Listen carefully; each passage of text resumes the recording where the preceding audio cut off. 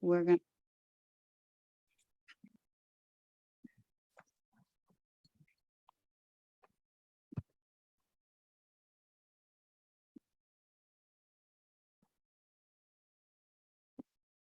Hey, Dr. Keith. Hey, how are you doing, Ricky? I'm good. It's Sunday and we are here for Love Your Bones. That's I a hope lovely everybody's day. phones It's a lovely day to love your bones. Hey, how are you doing, Ricky? Uh-oh, my phone thing is acting. Love your bones. That's I a hope lovely day. It's beautiful here. It's like, I don't know, 77 in Maryland. Oh, yeah, easy. Yeah. So this month started a few days ago, and we're so, I don't want to say happy that October is over, but Touchtober is not over. We still have many more things to do, and before the year ends with breast cancer. But it's caregiving month, and we need caregiving for everything that we do, right? And so I brought along one of my besties for life.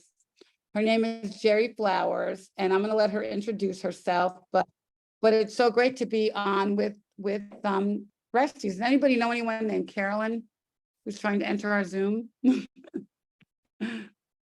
not going to let her in. All right, so Jerry. Okay. So this is yourself. Introduce myself. Okay. I'm Jerry Flowers. I'm CEO of and owner of Comfort Home Care. It's an in-home care agency that we provide non-skilled CNA, GNAs, HHAs to seniors. Very excited. Go back. What does non-skilled means, and what's a CNA, and all those things you said, like break it down to like 5 years old. Okay. Well, let me break it down. Okay. So non-skilled meaning assistance with activities of daily living, bathing, dressing, mobility, queuing for medications, things that are not non-skilled that you need a registered nurse for. Okay. And we have staff, they're called certified nursing assistants. They go to a 12-hour class, clinical and paperwork, and they get a certification. And every year there's CEUs that they have to complete to keep their certification. So there's the CNAs, and then you have GNAs that have a certification that works strictly with the geriatric population. Now, in HHAs, which is in DC, and I'm so excited to say, and I may be very premature, that we just went through a survey and we're waiting for the results of that because we will be also licensed in DC. But in DC, you have to be what they call a home health aide. So non-skilled with the bathing, the dressing, toileting, ADLs, no skill. And I stress that. No tube feedings, ventilators. We don't do anything like that. Okay. We also, let me back up a little bit. We also can do doctor's appointments, transportation. I'm big on looking at our senior saints with the whole component, and even socialization as far as taking them out to lunch, taking them to a park, taking them to their links meeting, taking them to whatever makes them, what's them, what do they do? Okay. So our show is about bone health, right? And so, my mom didn't have to have a caregiver until she broke a bone pretty severe, right? And so she needs someone to drive her around, someone to whatever. But the whole concept of caregiving is giving love. I mean, I think that, that clearly you can get people but they come to your house and they're part of your family, especially when they start cooking for you and caring for you. Like, it's a really special talent. And I think it's also a talent that a family member may not be able to give. Right. I mean, or may not have access to. Like my mom, I lived with my mom for 6 months after she fell. And it was tough for all of us. because, So when you say it was tough, what do you mean by tough? Was it because, tough on you because you had a lot of activities, or was Yeah. it just the mother-daughter relationship, or is it, what do you mean? all by- of the above. And my mom is my best friend. We talk all day long. Mhm. But all of the above, because she lost her freedom, right? She couldn't drive anymore. And so that was a huge thing for her, right?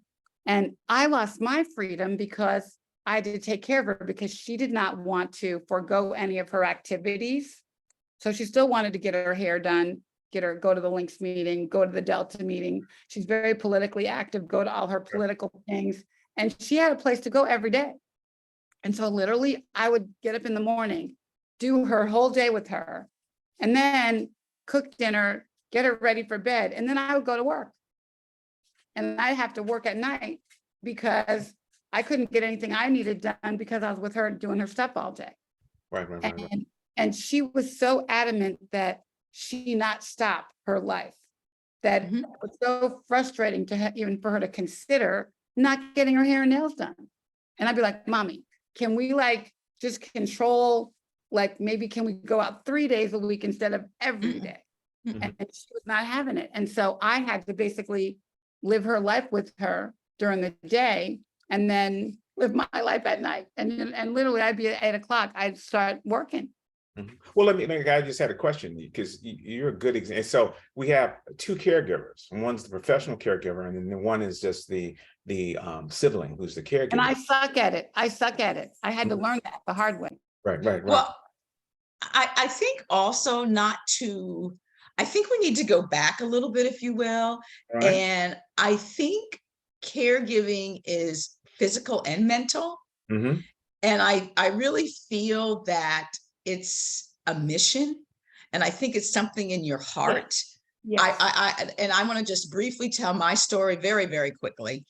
I was a caregiver for my son who spent 2.5 years at Children's Hospital.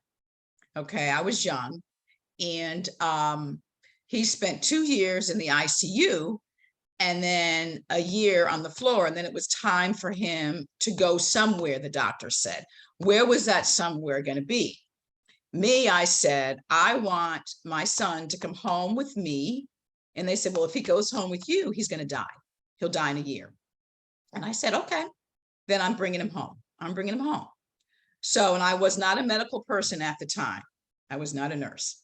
I brought my son home. He was 2.5 years old. Right. I had in-home care for him for 12 years.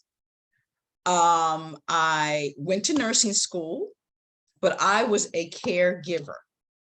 And was there that time when I felt like, wow, this is a lot for me. This is a lot for a 20-year-old to take care of a child that should be in the ICU or even in hospital for sick children. Mhm. But I said, you know what? I'm going to do it. Because there was something in my heart, something inside of me. And I think that's what caregiving is. And I think I know a lot of the caregivers that do home care Mhm. have that something. And what that something is it God? Are you anointed by God? But you just do it. Mhm. So my son lived for 12 years Oh. at home.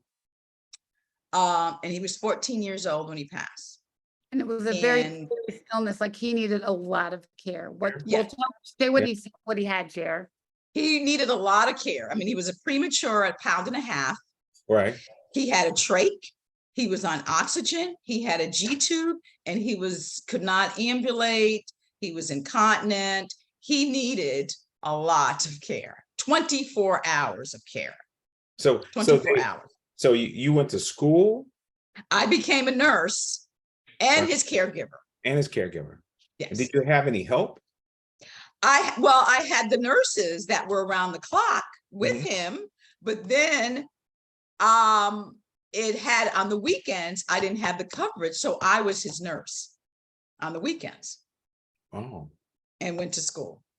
And what's really profound about this is that a good friend of mine, very dear friend who since has passed away, Bruce Johnson, did a story on my son for his 2nd birthday, did a story on him when he lost his insurance to be at home. And I got a call from President Reagan himself that said, your son will have his nursing care paid by the insurance. I won't mention the insurance company, All as right. long as that child's alive. And that's what happened. And then when my son died, Bruce Johnson did a story on a mother and son's love. So for me, caregiving, it's ingrained in me. Mhm. And that was bigger than mothering. That was bigger than being a mom. I mean, you were being a mom. You did all the mom duties plus caregiving. So you own a company, and so you know what it takes to be an excellent caregiver. Absolutely. And that company, while I had my son, let me back up a little bit. I met my husband, Mhm. and he had the foresight to say, hey, look, we have this mini ICU in our home right now, if you will. I have parents that are aging. I have friends that are aging. This is going to be big. So let me start a company 23 years ago. And that's how Comfort Home Care came to be, with his accountant and himself. I kind of got out of the picture because I pursued my ICU, CCU, assisted living, my whole nursing career. Right. So but with that home care experience with my background in nursing, ICU, CCU, and assisted living administrator, May 9th, 2022, I decided that the journey was time for me now. And since then, my husband did pass away. Mhm. And the business kept going without me, but then the partner passed away. So May 9th, 2022, 15 years of my husband's passing, I took over Comfort Home Care. Right. Do you have a lot of what's your breakup? Do you have a lot of Black women? Do you specialize on? See, it's interesting is from the eyes of a caregiver, and you're a Black woman, so you have that ability to know what Black people need, Black people need, and what Black women need. And so, do you take care of a lot of Black women? And what about their bone? What about bone health? What do you do as part of their ADLs? Well, I think as far and I think our clientele is mixed, if you will. Mhm. And one of the things that I stress with the caregivers is to get the clients up and moving. Mhm. And they're not going to want to move for whatever reason, Right. but whatever reason, they're used to, and it all depends why they have a caregiver. Do they have a caregiver because they're rehabbing? They need help with ADLs, they need help with medications. But the key to this, first of all, is sort of go at their pace, if you will, not too slow, but you've got to make it seem like it's their idea.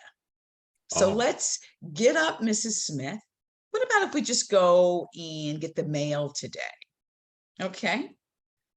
Get the mail today. What about if we go a little more further? What about if we start eating this? What about if we talk about your friend Susan, who has a caregiver, and now they're doing this exercise program? What do you think about this? It's all got to be their idea. And it's so hard for our senior saints to even move. I'm telling you, they don't want to even drink water. And we all know that they have to stay hydrated. They don't want to drink water because if they drink water, they have to get up, they have to go to the restroom.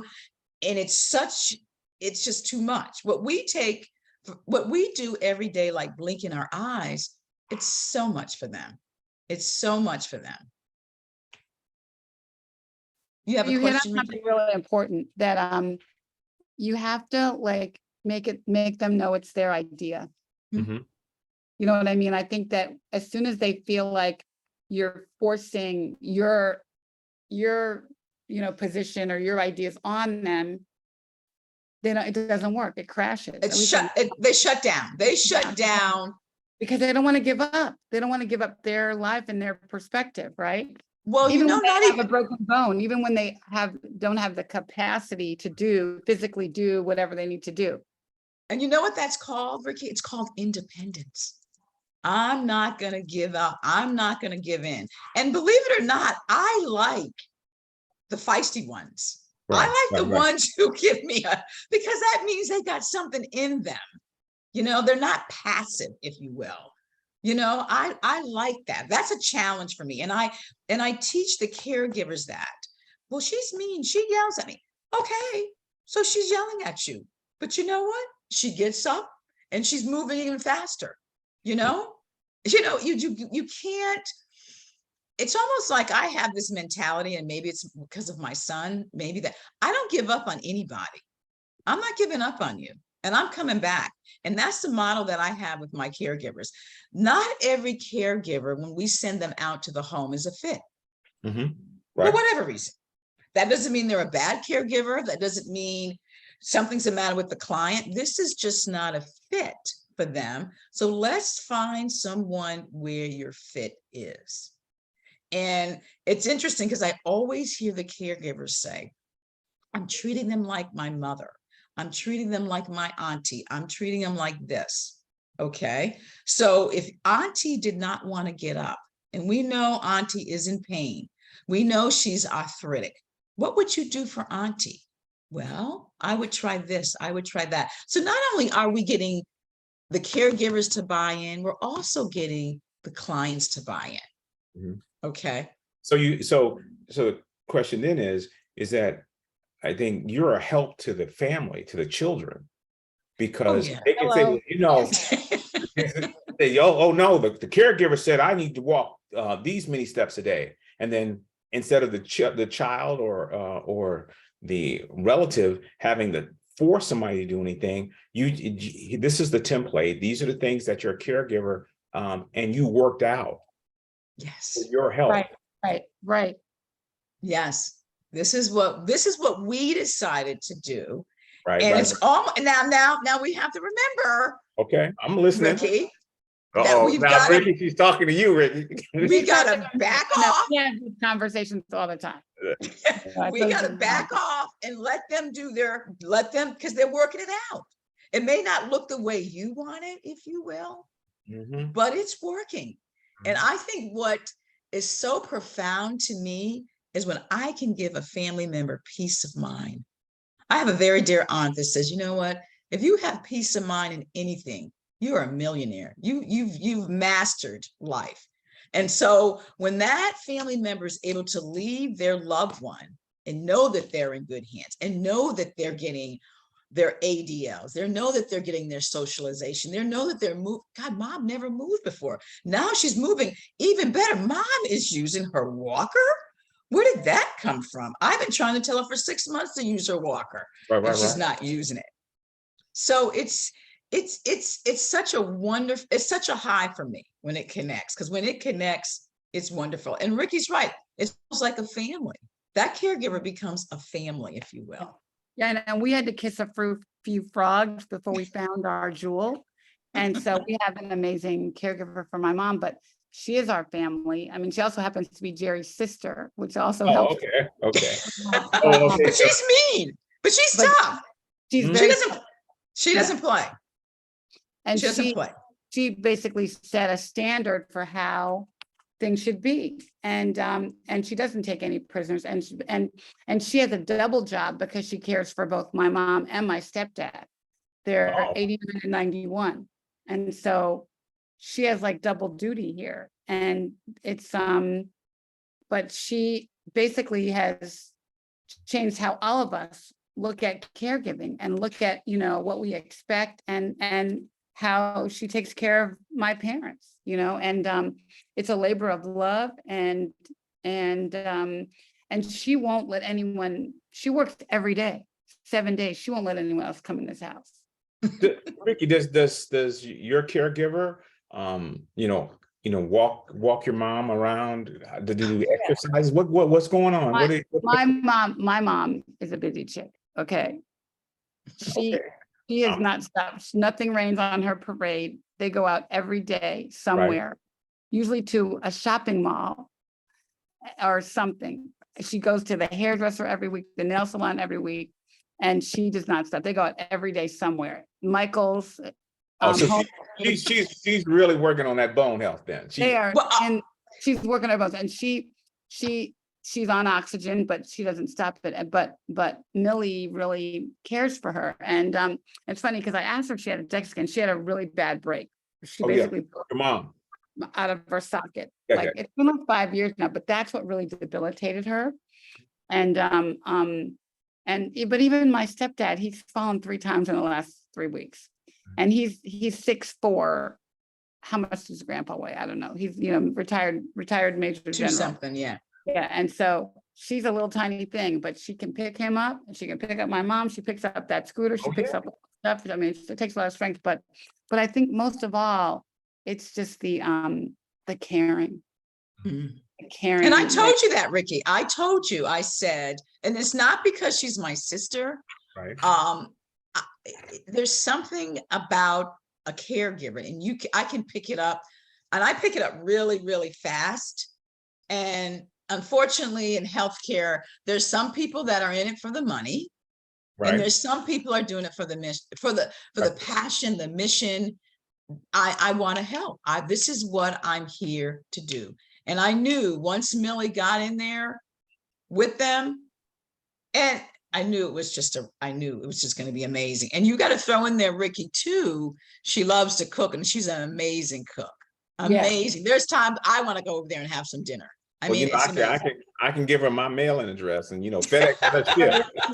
With some fried chicken. And then Yeah, that's the other thing. That's the other thing. That's part of the love, though, cooking the food that they wanted to eat. Because really, yes. that's what debilitated my parents too. My mom had to stop cooking. She was gonna burn the house down, or that she broke her bone trying to cook. So that was a major skill that we had to take away from my mother. And so Taken to be away able to again. cook food that they like. Right.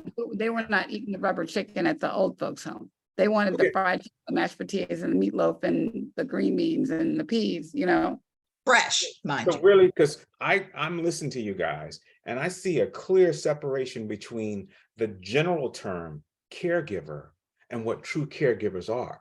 It's not just a person that goes in and completes a task, but there's an emotional relationship or contact. They kind of inspire Yeah. your clients to you want to live their best life. Right. I tell my caregivers also, some of these clients, or even when I was in the communities, you're the only people that they see.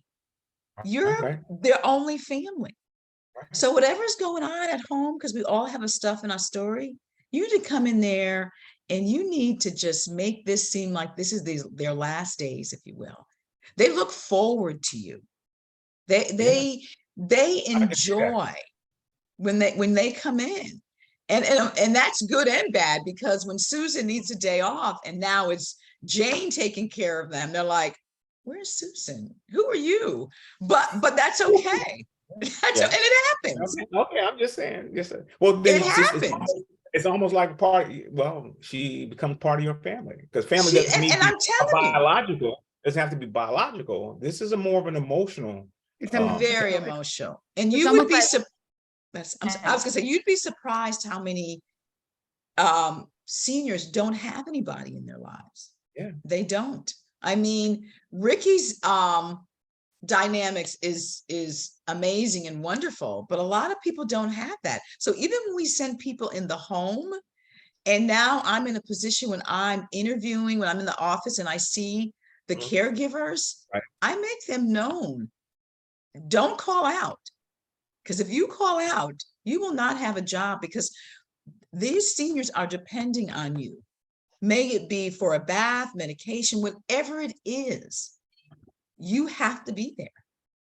So there's a responsibility when you take on to be this caregiver for this client. This is not just about the money. It's about taking care of this client. May that be 4 hours, may that be 24 hours, maybe whatever the hours are, you are there to take care of that client. And I preach that real hard with them.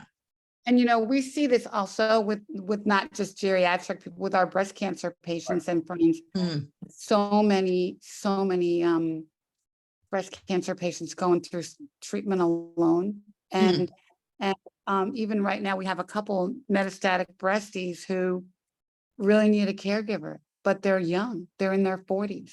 Oh, They so, can't, so they're Jerry, metastatic. I'm sorry for, so, No. I mean, that was very interesting point, Ricky, that you bring up. Do you have these young breast cancer women? Are they able to take care of these type of programs, take advantage of these programs? Or do you have to be over a certain age? Oh, no. The thing of it is, it's self-pay. That's really what it is. Oh, okay. That's really what it is. And I guess I tend to lean towards the seniors because that's basically my pocket. But we do have a couple of people that are, I want to say they're maybe in their 50s or 60s. And that's young. To me, that's young. They're young. I mean, they've come back from the hospital from rehab a fall and they need somebody for maybe 2 or 3 weeks. So we have taken care of younger clients, if you will. So that is available. That's definitely available. Can I ask you a question? Certainly. What percentage of the folks you work with you're taking care of because of a fall or a fracture? Right. Yeah. I would say we have about 54. We just got a new client, as a matter of fact, and she had a fall. I Right. would say maybe 20%, maybe 20% of falls. And that's how but think about it. You fall, you need a caregiver. You Right. have a bone issue, you need a caregiver. And we know that Black women are having way more difficult recovery Yeah. of falls than After fracture. after fracture. After fracture. And then the component, throw in I mean, when I hear of a fall, all I can think of, and they have to have surgery, Right. I just cringe because I'm thinking, wow. And then the rehab afterwards, it's tough. And the anesthesia from that surgery, especially if and I go back into my geriatric population, they don't do well. I'm going to be very frank. They really don't do well. Why? Age, bones, the anesthesia is really what the big thing. That anesthesia just really does not do well with them at all. And sometimes the fracture is so bad, if you will, they don't want to do surgery. The family opts not to do surgery. Oh yeah, no surgery. Okay, so now we're going to bring this client home with care, medication, turning them, trying to get them up with no surgery. And hopefully, and fractures can go either way. They can go, in their, the vertebrae, a rib fracture. There's some fractures that just have to heal itself. Right. And as you know, with the elderly, it takes a while to heal. Like you and I probably could heal from a rib fracture, I don't know, maybe a month, 6 weeks, whatever. An elderly person, maybe 3 months.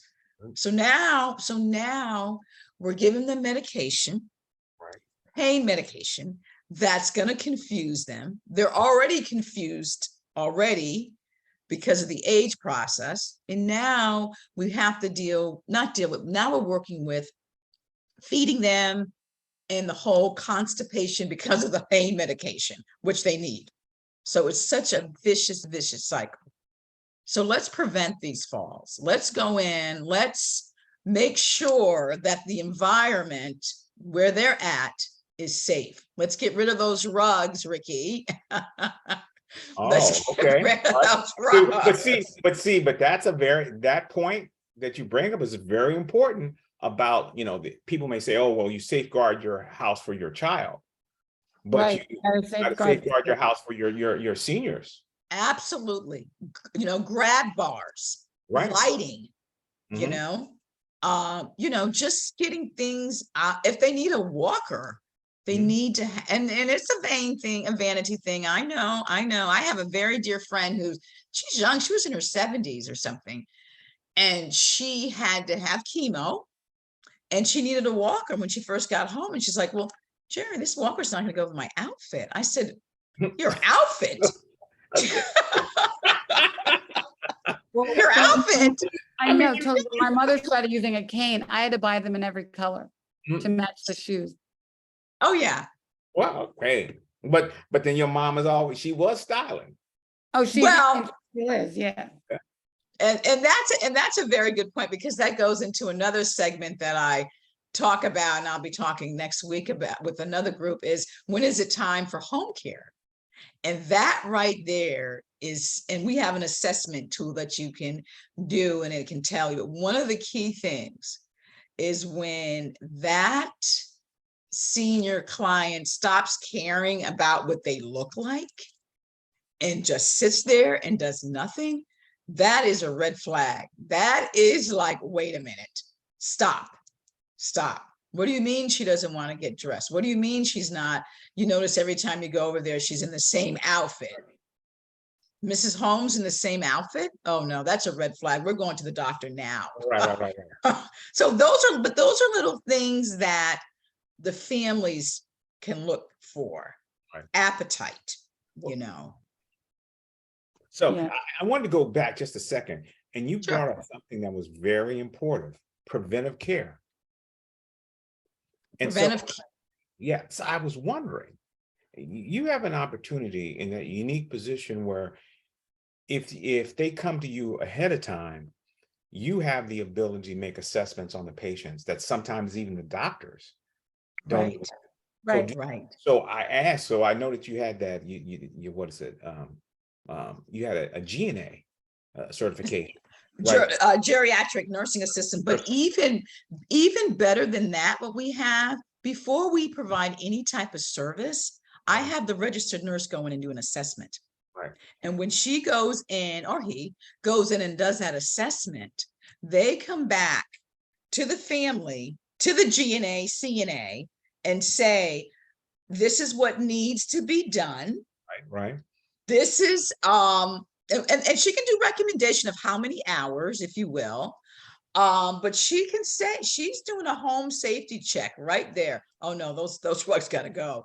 Oh no, you know what? Maybe we should get some physical therapy in here. Maybe we should have speech therapy in here. I noticed, when was the last time you had an eye exam? She is doing all this assessment and then compiling that, putting that together in a care plan. And this is what now the client, we want some of their input, absolutely, because if the client is a morning person, and no, let's say the client's an afternoon person, we're not going to have our CNA GNA come in at 8 o'clock in the morning, if you know what I mean. So it's very patient centered for them. So we're going to work together. That nurse, when she finishes her assessment, she's going to get some input from the family, because they have valuable information as well. Right. And then that information is shared with that caregiver who is going out to give them the care. So it's almost like, wow, Susan knows that I like to have oatmeal for breakfast. Right. Or she knows that I take a shower versus a tub. I mean, there's just little things to build that confidence in that caregiver. And that's what you want. So don't forget now, this is a total stranger coming into my house. Yeah. And so we've got to make that client feel as comfortable and as much as in control as possible, as much as we can. My daughter says I'm supposed to drink prune juice 3 times a day. What do you think? Oh, you can have it maybe twice, and then we'll move up to that. See how she's building that confidence? Oh, I see. So you put control back into the patient's hand, like they're really making a decision. Yeah. Absolutely. Yeah, absolutely. I think part of the issue too is that, when we start talking about osteoporosis, postmenopausal, we are in your 50s. But I know a lot of 50-year-old women are breaking bones. My sister's had 2 falls in the left. I don't want to trying to get her on the show. She used to do a DEXA scan, 2 shoulders into a 2-year process. So we start to do these bone scans, but it's usually because we broke a bone. And so it's like, at what point do you say, I need help, that I can't do this alone? Or does the family say, we can't take care of you because you broke a bone, whether it's going to heal or not heal, or how long it's going to take? So it's almost like how do you say, today's the day we're gonna get a caregiver? Like how you like, and you said, like, how do you make the decision that we can't do this by ourselves, or I'm not safe by myself, or like, it's a big admission to say, I'm not safe in my house. I mean, I live by Right. myself. I'm not safe in my house. I fall down steps all the time, which is ridiculous, but at some point I'm gonna hurt myself. Right, run up and down the steps. And so what's the thing that makes you say, gosh, I really need help? And that happens with cancer too. How much can the family do to say, at what point do you need help? Like, I just can't do this by myself anymore. I honestly, it's almost to the point where you're admitting that you can't do it yourself, right? That's what you're saying. So it's almost like two different things. It's one thing that you say that you can't do it. It's another thing if I think with the geriatric population, it's very seldom we get the ones that are like, I need help. They're raising their hand. You know what I mean? I think the geriatric population or the family. No, I think the geriatric population is very rare. You know who tells them, basically? Who tells them? Is that doctor. Doctor, right? The doctor. The doctor is the key. The doctor really, and I keep referring back to this. You do an assessment. We have this assessment that we have. It's a tool that we have on our site. You share that assessment with the doctor, and the doctor will sit down and talk to the client, if you will, because they trust them. I mean, today's world, some of these clients or your loved ones, I've had their doctors for 30 and 40 years. Right. They really have. You may not think they walk on water. There's someone that I probably wouldn't have take care of me, but for some reason, mom and dad love this doctor. Love him. I'm like, hey, I know that one. Yeah. But they do. They do. So if they say that it's time for me to get a caregiver, right. they will. I'm 90% sure they're going to say, okay. After you have tried to do it, Ricky, for the last 6 months. And that assessment tool that I talk about, that's something that should be done periodically through the year. You know what I mean? So you get a baseline, and it just asks things like, as I say, if you notice any withdrawal, any forgetfulness, if you will. That's a big one. Forgetfulness. They're not eating. Right. I've noticed their mobility. They're having lots of falls, if you will. Now, falls could be, medication related. It could be heart related. Is their heart rate going low? They're getting Brady, as you call it, a low heart rate, or are they orthostatic when they get up? Does their blood pressure drop? So it's a lot. But in this assessment, it gives you kind of a baseline. Okay. Because it's a hard conversation. So then you say, okay, I need it, but how am I going to pay for it? And I'm thinking of right now we have a breastie and she needs a higher level of care. And so are there any options for her to not pay for it? She just needs she is having seizures, and she's having she shouldn't be driving. She's in a clinical trial. She has brain mets. She has a lot of mets. And how does she know that she needs care? Like I keep saying, you need a higher level of care, and she has no family to help her. But Rick, I'm surprised there's not something as far as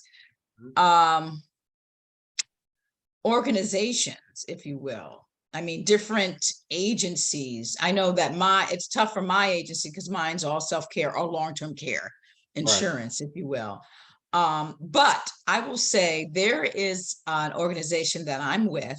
It's called and this is Women of Color Serving Seniors. And and we can do other than seniors, but she taps into a lot of organization for the Afro-American people. She really does. What's the website for that, Jared? Do you know? I'm going to put it in the comments. The website, well, the name of the group is Women of Color Serving Seniors. I'll find it. Find it. And her name is Kathy Everett Gaines. And you can tell her that I gave you, her name and number, and she has lots of resources, lots of resources. She's good. She's really, really good. Okay. I wanted to step, I want to have, while Ricky's writing that down, I want to go back. You talk about this assessment. When you're doing this assessment, do you sometimes catch things that the doctors don't catch? Oh, we we totally catch everything that the doctors don't catch. Don't forget, we're sitting down, and I say that twofold, because the assessment is done at home with your loved one. Okay. And are you talking about when the family does the assessment, or are you talking about the nurse that goes out? I'm talking about when you intervene, there's things like, say for example, bone health. If you're looking at activity, you're recording, patient has fallen a couple of times. That's something the doctor may not even know about. Exactly. That may trigger the doctor to say, well, maybe I need this. I don't want her to have a fracture. Right. So maybe I need to start asking more questions about this, because it may trigger the doctor to be more proactive about bone health, because my concern is that bone health is so important in this population of people. Right. And if you, to a certain extent, if you didn't have that relationship, you catch things that the family Right, may not catch. Right. No, I agree. No, 100%. Yes, 100%. That assessment is really, really key. And the other piece to that is that you got the caregiver who's there day to day. She's reporting anything to the nurse and the agency. Right. So it's a constant, got eyes on them. We see what's going on. And it doesn't even matter if it's 4 hours, 12 hours, 24 hours. It's a set of eyes that are there day to day to day, because our and I go back to my geriatric my senior saints, they mask a lot of stuff. They let you see only what you want them to see. Is that the family sees, or is that what your caregiver? No, what the family sees. Don't forget, the family's coming in maybe every Saturday at 2 o'clock for 3 hours, because now they've got this wonderful caregiver. Okay. They're not coming in as much, but that caregiver is there day to day to day. And it's interesting you say that, because there's another organization, Ricky, that I want to, I'll tell you about later. And what he does, his organization does, is that he has physical therapy for, let's say someone has a fall, they have rehab, and now the insurance is not going to pay anymore, right? Daniel's organization, if they have Medicare Part D, he will have a physical therapist come into the home and bill through Medicare Part D for restorative. Okay. We can do the rehab, but once the PT is over, we want to keep it going. Keep it going. You got to keep it. Yeah, you got to keep it going. And that's where that restorative piece is really, that's almost, to me, that's just as important as the initial assessment. Right. And then also, or physical therapy. And then also with that restorative therapy with Medicare Part D, that therapist is showing the aide what to do. So if that therapist comes out twice a week, now we have the aide that's there, I don't know, 6 or 7 times a week, and now she's keeping it going. Right. Now she's keeping, or he's keeping it going. Yeah. I mean, that piece of that service, I think, is wonderful. That's really, because the insurance stopped. Once you plateau, they're like, okay, no more. So what do we do with all this hard work? They're going to have another fall, another readmission, another fracture. So it's almost like a cycle. Let's prevent this. And once you have a fracture, you're more likely to have another one. Oh, especially if you have osteoporosis, right? Like that's it. And that's very interesting you say that. So you have two populations of people when we talk about bone health. You have the people who are prone to fractures, but have not fractured. And then that 20% of that population that have already already had a fall and fractured. So if you think back over your years of experience, do the people that have no fractures have a better quality of life than the people that have already had a fracture? And then you're then monitoring them. What were your thoughts on that? You mean, what you try, so the people that have never had a fracture before, Right. do they have a better quality of life? Yes.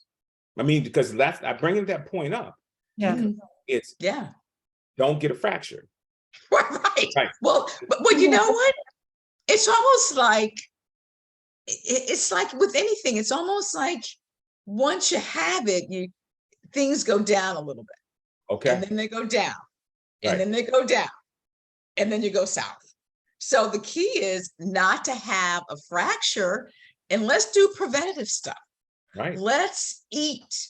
Let's take our vitamin D. Let's take our calcium. Let's do some Don't weight. get Dr. Keith started on vitamin D. That's his Oh favorite. yeah, that's what I'm talking about. That's just like, Well, I mean, I'm just, well, vitamin D makes me nauseous, but that's another story. It's not about me. But I'm serious. If we But- could, but you got to get some sun somewhere, or you got don't to talk talk to Ricky, tell about me in the sun. She's a Tell him big about the fan. sun.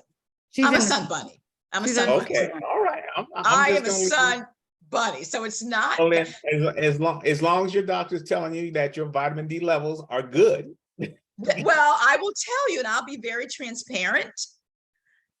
I'm a little osteopenia.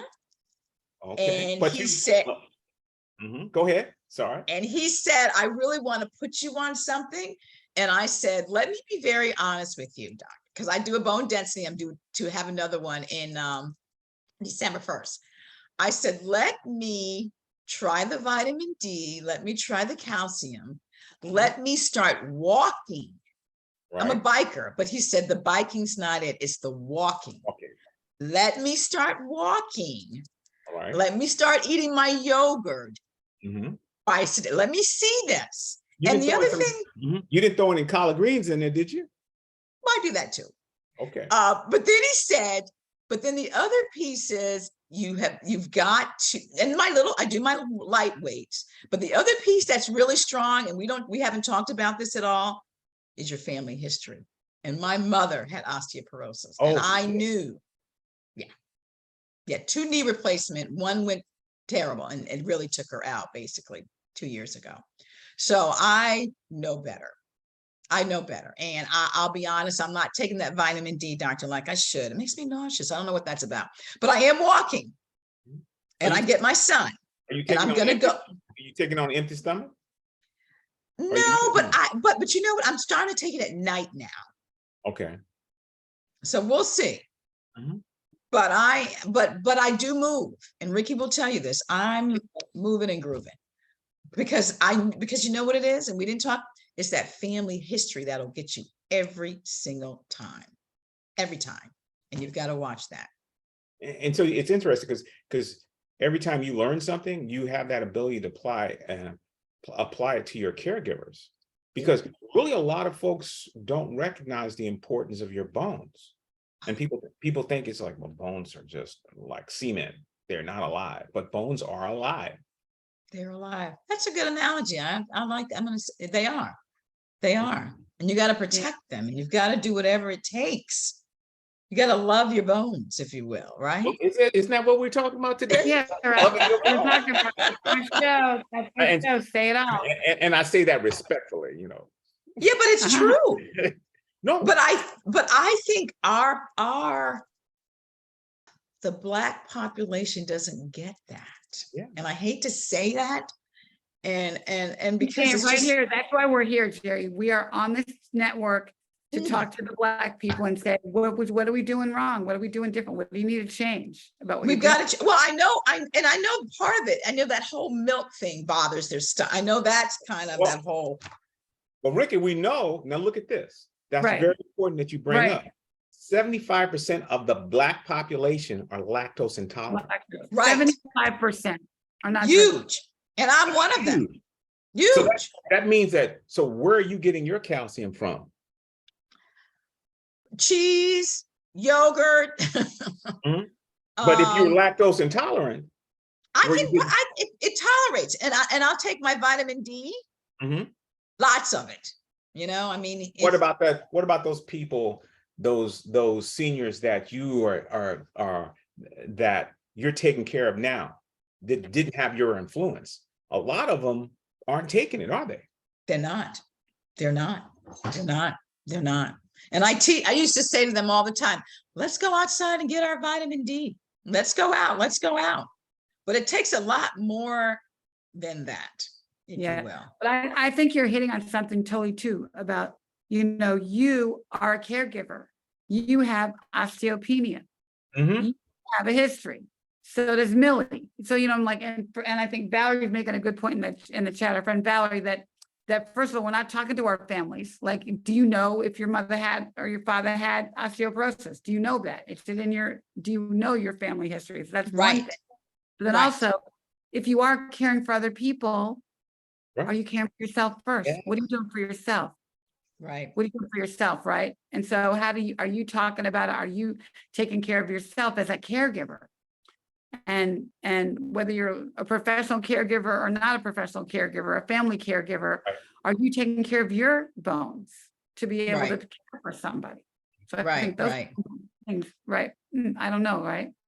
But I think as we, I always said to myself, when I got in a position that I'm in now, I'm going to take care of them. And what that looks like, not only it's not so much financial, it's them as the people. It's them taking care of themselves. Because if they don't take care of themselves, Right. how can they take care of those clients? Anybody. And so that whole piece, Ricky, that you say about the bones is huge. And we talk about that because you've got to use body mechanics. We do a lot of lift. They do a lot of lifting. Right. They do a lot of lifting. I mean, Ricky, remember that scooter that you had to pick up? Can you imagine picking that up? You have got to use the body mechanics. And that's where my nurses come in. We do some training. Let's talk about body mechanics. And it's not only just talking about that, it's looking at the caregiver and seeing where they are, seeing, and I think, Oh, yes, yeah. yeah. So you have a lot of, you told me you had a diverse population of clients, but are you finding that a lot of the Black clients their doctors aren't more insightful or ordering or talk with the family or the patient about their bone health? Or is that across the board? That's a good question, because I feel that, and I'm thinking of just one or two in particular, where the families don't talk to the doctors as much, and the clients aren't talking to them, so things aren't being done. So now we're the advocates for this. Right. Now we're the advocates for this. Yeah. And I don't, and it's sad to me, because it's a total difference with the Caucasian population. Right. It really is. It's really sad to me. So you're saying that with the Caucasian population, there's more interactional relationship between the physician and the family and the patient? Oh yeah. Oh yeah. Oh yeah, much more. Yeah, I can see it. I mean, I just and that's where we come in. Yeah. That's where we come in. Now keep in mind, and sometimes with that, the families are working. Okay. They can't get a hold of the doctor. Right. They and then sometimes even with the caregivers, they're not, how I want to put this, they don't want the care. Some of the Black clients don't want the care. Want the care. Wow. Or let me say it better. Let me say, sometimes they can't afford it. Okay. That's the other piece. Well, the other question is, does your program and your caregivers, do they go to the doctor with some of the patients? Absolutely. Oh yeah. Oh yeah. So you guys, so you didn't say that earlier, because I'm just thinking of, around the house activity. Oh no, I thought I said, oh yeah, they can go to doctor's that whole appointments. thing. That's so important, because now you're more than just someone who's just helping them at home, but helping them with that communication with the doctor that can alert the doctor. Well, ask that question. Well, what are we doing about their bone health? Right. Oh yeah. No, the caregivers can, and there's some families that want that caregiver to go with them versus them going for whatever the reason. and the caregiver, and you got to watch, this is a fine line, because you can't have the caregiver taking over in the doctor's office, because you want the client to still feel that they're in control. Right, And sometimes what happens, and this is some of my caregivers that are very savvy. Right. They will call us, tell us that Mrs. Smith has a doctor's appointment and this is going on. And somehow could you have the nurse call the doctor's office? So he's already prepped for this. Yes. That's See? the A. That That is really good. That Because Ricky, that's good. it's almost like your program is empowering the patient, Yeah. because you said Yes. before, you're not going to take over, but if you Right. got the patient's back, then Right. then if the doctor says something Right. off, the caregiver can step up and say, well, let me clarify this because this is what's going on. So Right. that's very powerful. And Right. Advocate, being an advocate for the patient, being an Right. advocate for the patient, being an Right. advocate for the patient. Right. No, these caregivers are, they're key. They really are. They are just Yeah. they're doing more than just bathing and dressing and yeah. moving See, and but, see, doing but, all see, that. but that, that's what I'm thinking. I'm just thinking that, Joe, you're at home, you may clean up for them, make sure they take their meds, Mm, and maybe get a little exercise in, walk around the block. Or no. I'm a kind of a part-time caregiver, but my next door neighbor is 80. So, if I go to the store, I'll pick up milk for her, some eggs for her, some collard greens, just some basic stuff. For those bones. I'm gonna eat some collard greens today. And some beets too. But I'll go over and we'll watch the Andy Griffin show. I love that. Yeah. But But that's you know how awesome that is? companionship. Yeah. So we have actually a comment from one of our breasties, Carolyn Harvey. She said she took a hard fall a week ago and has a fracture in her right foot. Oh. And she does take vitamin D, and she has osteopenia in her hip. Now, can you have osteopenia in a joint, or does that, if you have it, you have it? Yeah, I mean, you can have osteopenia in different locations of the body. So when they do the bone Oh, you scan, can? yeah. Okay. So they don't just Okay. hit in one area. They'll take a look at the hip. They may take a look at some in different areas of the bone. Okay. So you So can have it in different Right. bones. Okay. Right. So she's like, so she's struggling a little bit, like, is you she? know. Does she have a bone scan? If you can, has she already had a bone scan? And how old is she? like she's actually 74. Okay. Yeah. She must have had a bone scan to know she has osteopenia, right? Yeah. A bone density. Did she have a bone density? Scan, a DEXA. Yeah. I mean, she must have had a DEXA if she knows. At what sense? And my question is when? Yeah, let me ask. Right. Because, and Right. this is something that and even with this case, we don't know if she's taking some preventive medicine, some therapy to help. There's some new therapies out there that help beef up the bones. So not only slow down the progression of bone loss, but also can strengthen the bones. And so that may be something that she may need. Right. But doesn't that, doctor, also it'll also affect you GI wise when you take those a little bit? Well, I mean, there are side effects associated with it, but in The side effects, the positive outweighs the side effect. Right. And then right. the other thing too is you have to be extremely careful about which agents that help slow up bone loss, because some of them, and see, this is what's very important, why you're important, and why having organizations with people from different cultural groups are important. Because if I tell you that there's some medicines that have a higher incidence of renal failure than others, and since the majority of Black folks have hypertension and diabetes, yeah, right. Yeah. So now you want to take the right drug, right therapy to help not only slow up the progression, but increase the bone density. Right. Something that people need to talk about, and especially right now, look at the population people you have. They're in COVID. So how many women, Black women out there who, because of COVID for the past 2 years, didn't have a lot of that physical activity? Right. Yeah. Yeah. So Carolyn gets her DEXA scans regularly, which is good. So Okay, that's Oh, good. wow. stay That's on awesome. top of it and eat well. You know, she's breasty too, so you know we get more care about that stuff on chemo. So But do they because that's good, because a lot of breast cancer patients, they're not I don't having know that. about, yeah, they're not having. About their they're not bone having- health. Yeah, yeah. I mean, I we know. talk about Black Yeah. women. Look at this. So if I tell you that, okay, the average person says, well, osteoporosis is something that takes that affects only white women. See how they put only white women, but it's not Mhm. only Mm-mm. Caucasian women.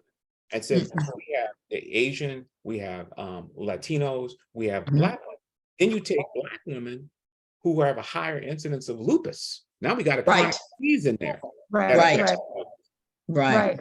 Lupus and mortality for breast cancer. All right, so one more topic before we close down. We're sort of at time, but mental health for caregivers, right? And Wow. and mental health for someone who's broken a bone. Whew.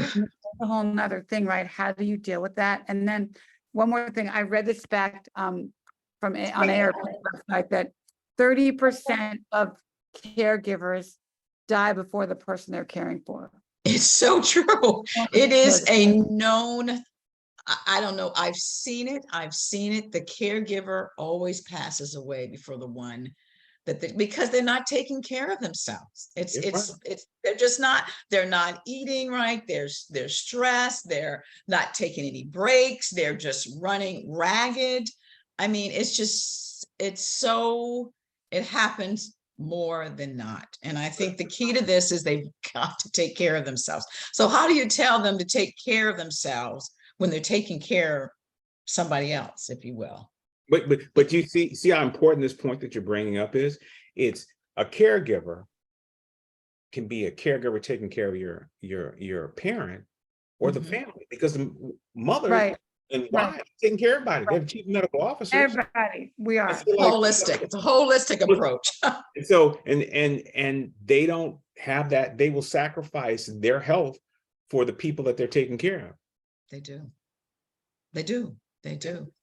But at some point you have to, and I'm going to say this, pray and say, I need a break. And that's why, and I don't know, we watch this with our caregivers because it's stressful. It's very stressful. And, you know, we promote taking time off, taking days off, resting, doing something fun for them. We gave them gifts at CNA week. And they were just even the psyche that, wow, somebody's caring for me is wonderful. Just that little uplift, that teeny little uplift. Are we talking about the people that you employ to go into homes, or are we just also talking about the non-professional caregivers? Family members, right? You're talking about the family member. Oh, well, okay. Now I'm talking. Okay, so we'll talk about the caregivers going into the home, but the non-family, the family members need to find a little village, if you will, and they need to let go and let God and bring somebody else in, because you can't do it all by yourself, and you just can't. You can't. And then you become resentful. You get very resentful. But it's very nice that people are able to hear this tonight. It's okay for you to begin to take care of yourself. Oh my God. And a lot Your of peace is non-negotiable. What do I say all the time? Your peace is non-negotiable, and wherever you find it, you've got to find it. And if you're a caregiver or a caregiving needer, and someone who needs caregiving, you know, you've got to take a break. Got to take, and what that break looks like is different for everybody else. You got to take a break before you get a break. Right. Yeah. Thank you. Right. I like that. I like that. Yeah, you got to take a break. Yeah. There you go. I love that. Linda's gonna love that one. You gotta take a break before you get a break. Right. Because that's it. You're stressed out. You're gonna do something crazy. You're gonna fall. You're not gonna take precautions. You're gonna because you're scattered. Right. You didn't see that. Thing on the floor because you're rushing. You didn't see it. I did not. Or you're on the step stool, but let me go one more further because I gotta go. You know, you're not thinking. I take it a step further. I'm walking down the sidewalk. I'm like, I said, I was walking down the sidewalk and there was just one little, like a little inch or half an inch elevation between the two slabs of cement. I'm tripping. So Right. I wasn't focused on what I was doing. Right, right. Because we're just, and you've got, I have learned that not the hard way, but Right. I'm learning. I've got to take care of Jerry Flowers. Okay. Because my daughter always just said, well, Mom, who takes care of the hero? And I said, God takes care of the hero, but God gives me the wisdom to take care of Jerry Flowers because I'm Right. going to. I'm Mhm. going to. Right. Mhm. That's very important. Faith It's without works very- is dead. What's that? Faith without works is dead. You gotta take care of yourself and do the Gotta work. take care of yourself. Got to. Wow, This was we've done a lot of stuff today, huh? this was fun. I But like this. I And have a better understanding of what, the importance of the professional caregiver. oh yeah. Because it's more than just like, oh, they just come in the house, they may tidy up a little bit, and Mm-mm. this and that. I'm like, you know, It's love. It's love, it's a calling, it's a mission, it's all of those things. It And there's always really, dogs that are caregivers, right? My granddog. well, I will tell you, they say, studies have said animals will lift up anybody's spirit like no other. They have them in the, there's something to be said about tactile oh my God. or warm bodies, because that's, and a lick is still comforting. The touch. You know what? The It was hug. so hard during COVID because Right. I was in there. I couldn't touch people. Right. Do you know how hard that was? Yeah. And I'm a toucher and I'm a hugger and you couldn't touch them. You Mhm. could not touch them. And that between the isolation, not touching and not seeing, not feeling. Right. Tough. Very Extremely, hard, extremely very tough. hard to maintain connectivity. Mhm. without Yeah, that. Jerry was out there in the trenches, Dr. Keith, in her war suit. I mean, she had on like the whole garb like they had on ER, like the whole, like a space suit. But Yeah. she was there giving COVID shots. Visors, masks. Oh, Yeah. I had it all. People didn't recognize me when I finally took everything off. They're like, well, who are you? I said, I'm the clinical director. They're like, no, you're not. I'm like, yes, I am. Oh, yeah. But you know what? It was so rewarding. Right. And I learned so much that I And can't she even never tell got you. COVID. She never got COVID. She touched. I someone. never got COVID. The blood of Jesus. I have, and I'm telling you, I was in I'm there. knocking on, but you took the precautions. I did, but I had a lot of faith. My faith got me through it. I Mhm. couldn't do it, but he can. It really was because Well, I should. but he made sure every day you remember put that stuff on. Oh, every day. Let me tell you, Is that- one day I shared this with Ricky. One day I had my mask, whatever, and I got in the shower and I'm like, I still have my mask on in the shower. Like, like I'm in the house by myself That's it, and I'm right? on Zoom calls and people will say, Mrs. Flowers, there's nobody in the house but you. I said, how do you know? And I'm going to alert you to something that's going to be very interesting for, maybe in the future we could talk about it further. But when we start talking about long COVID, because now long COVID populations of people are going to get infected, and a lot of people don't recognize that the cells that play a Right. role balancing, building up bone or breaking bone down binds the virus. Right. So people will start developing osteoporosis, weakening of the bones because they get infected. Right. Right. Right. So So it's really important to get your DEXA scan. yeah, It's really important to very get your important. DEXA scan. So Next important. month, I got it. Let's So- see what he so- said. So important. So your insurance company will pay for it, or does a Medicare pay for it? From your experience, who pays for the DEXA scan? My insurance does.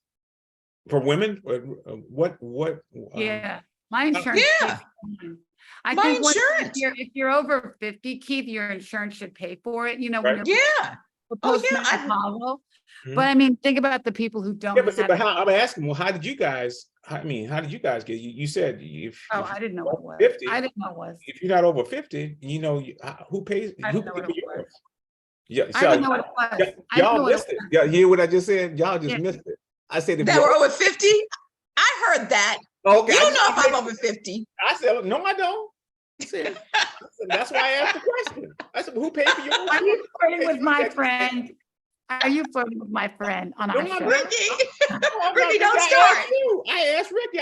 I said you and Ricky. I said, well, who paid for y'all DEXA scan? If insurance company It's like- will pay over 50,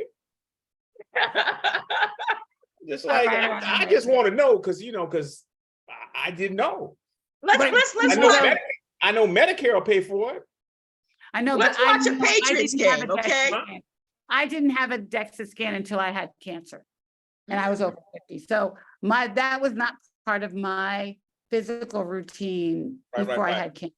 I was not told about it, and even when I had it, I told you I was getting all the scans, the brain scans, the PET scan. I didn't know what it was. It was like another scan to me, and it wasn't until like 4 years out that I said, why am I getting this? And my doctor explained it to me, but no one ever did. No one ever did. Right. I didn't know what it was. But it was not part of my health routine before I had Right. cancer. Right. Well, that's important. We should make that's important. Women Right. over 50 should get it. That's Yeah. right there. Yeah, we That's don't know starting about that. right Well, there. that's why we're, that's You why might we're want to doing put this that. right Is that part of your assessment when you go in with these folks? You say, when was the last time you had a bone scan? That might be part of your assessment. Might be. Okay. Yeah. Okay. Wow. Thank you. Thank you, Jerry. I'd do anything for you. You know that. This was awesome. And then I have a fellow Patriot fan here. DJ will love that. So that All right. is, Yeah. But I'm gonna stay on. Until once I disappear, I'm gonna be watching the game. Oh, well, who's winning? Are they playing now? I'm blind. I'm not gonna say nothing. I don't know. TV's not on. I'm focusing on Okay. making Me your too. bones healthy. Love your bones. Love your bones. I've got to do something more with that. I love that. Yeah. I got a t-shirt for you. Yeah. What's that? You got a t-shirt for me? I got a t-shirt for you. Yeah. Okay, Love great. your Give me a bones. t-shirt. Okay, love it. And love it. what's very interesting is that you have the ability to do community-based research on these key topics about just bone health. Mm, And how many clients are you having where they even had the discussion before and after a fracture? right, How many right. seniors or the people that you're taking care of even know about bone health, and how many family members know about bone health? Because if you're a Black woman, the majority of people don't consider, if not all the people don't consider osteoporosis a problem for Black women. Right, right. But you have me looking into my clients in such a different way now. And I'm going to start looking as well as statistics Right. and percentages and and it's something that I'm going to share with the nurses so I can just really kind of fine tune where we need to improve, Right. if you will, where we need to improve. Right. Because you have And- that ability right there. You have a population of African-American Yep. women, and you can show that the disparity that exists. And I'm Right. not pointing the finger at people. I'm like, No. I'm just saying that you've identified a disparity, and then you can go back and then drive the discussion about the disparity that you see in the home care market. Right. Which is Yeah. an excellent topic, Yeah. excellent topic. So Jerry, you got to come back in a couple months and talk about that. I All right. will. All right. Okay. All I right. promise. Talk about it. Talk about I what you want promise. to do. I And will. think about it differently. So I thank you will. guys. Thank you. Thank you. Thank you. It was nice. Thank you, Ricky. Thank you, love. Nice Love to you meet both. you. Very nice to meet Jerry. you. All All right. right. And then what's the Take dog's name? What's the dog's name? This is Kai, my grand dog. Bye. God, that's a pretty black. Is it a lab? She's Yeah. a black lab. Yeah, she's almost 2. She's, Almost. I know she Very wants to come beautiful. back. So she's Okay. almost here with me. But yeah, so stay tuned this week. We're hoping we're going to have our interns on. The doctor is in this week. And then we're going to talk about lobular breast cancer next week. And so we're going to keep it moving. Touchtober isn't over. We have a lot more work to do. And we'll see you in a month for more Love Your Bones. Okay. All I right. think our next Love Your Bones, we're going to strut. We're going to learn how to Love, strut. what is it? What was the saying? Love your bone. Love the bone before they break. Take Yeah. a break before they break. Great. Yeah. Yeah. Love it. Take a break before you break a bone. You break. Something. Got it. Yeah. Take care. All right. And Jerry, Vote. Everybody vote. I'm sure everybody voted. everybody vote. everybody. Now, vote. are you in Pennsylvania? She's in Maryland. I'm in Maryland. Maryland. Okay, oh, both of you in Maryland. Okay, all right. Yeah, So go out there. everybody vote, take vote, those vote. phones, Vote, walk vote, that vote. body to the polls. It is so critical for everybody to vote. Thank you for bringing that up, Jerry. And I put Yes. Jerry's website in the comments. Yes, Okay. please, Yeah. and go and look at the website. It has a lot of, has stuff on prevention falls. It has a lot of information, so please do that. All And right. Aunt Ricky, happy birthday to DJ. I know, Today, I know, I talked to him already today. Okay, all right, bye. Bless you. Bye. Bye. Take it easy. Bye. Love your bones. Thanks everyone for watching.